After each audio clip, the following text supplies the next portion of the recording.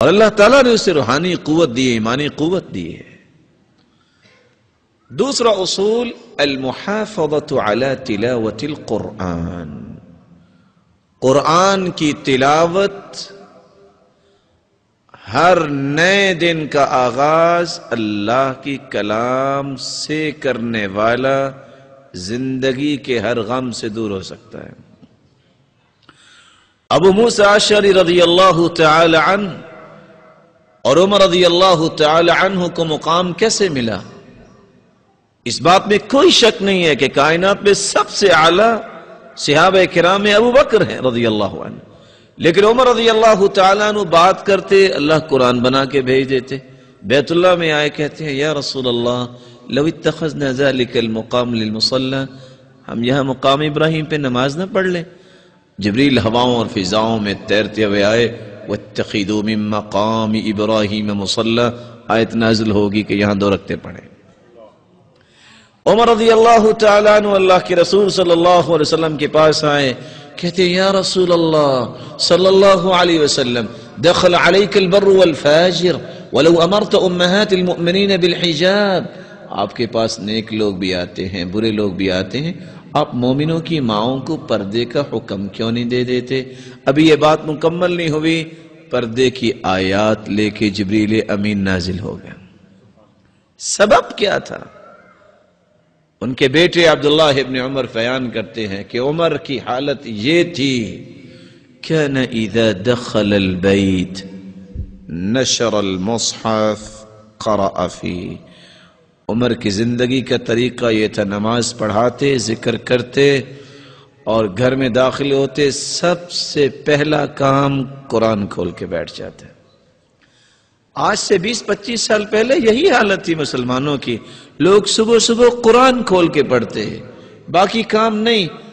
آج وہ حدیث میں آتا ہے كان لا ينام الا والسواك عند رأسه، رسول اللہ صلی اللہ علیہ وسلم اس وقت تک سوتے ہی نہیں تھے جب تک عائشہ صدیقہ رضی اللہ تعالی عنہ مسواک تیار کر کے آپ کے تکیے کے پاس رکھ نہیں دیتی تھی۔ آج سوتے وقت بھی ریموٹ پاس ہے اور اٹھتے وقت بھی سب سے پہلا کام ریموٹ ہی ہاتھ میں ہوتا ہے۔ کہاں سے سکون آئے گا؟ جانتے ہیں ریموٹ کس کا؟ وہ رات نا اصل میں لیٹ نائٹ ایک ڈرامہ لگتا ہے، اعوذ باللہ اعوذ بوجہ اللہ، یبعث الناس علی ما ماتوا، قیامت کے دن ہر شخص اسی حالت میں اٹھایا جائے گا جس حالت میں اسے موت آئی۔ سوچئے اگر اتنی غلیظ سائٹ پہ اس کی رات گزرتی ہے، اگر اس حالت میں موت آ گئی تو قیامت کو کس طرح اٹھایا جائے گا؟ کیا بنے گا؟ سکون کہاں سے آئے؟ سکون کے یہ راستے ہیں۔ ابو موسیٰ اشعری رضی اللہ تعالیٰ عنہ فرماتے ہیں انی لاستحیی اللہ انظر فی عہد ربی فی اليوم مرہ او مرتین، لوگوں مجھے شرم آتی ہے میری زندگی کا ایک دن گزر جائے اور میں نے اپنے رب کی کلام کو پڑھا ہی نہ ہو، مجھے شرم آتی ہے۔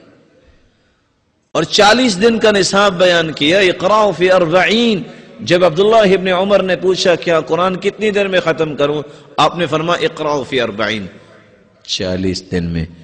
آپ میں سے کون بھائی ہے جو 40 دن میں قرآن ختم کرتا ہے؟ بتائیے۔ آپ میرے محترم ہیں، میں بھی سوچوں آپ بھی سوچیں، ہم کہاں کھڑے ہیں؟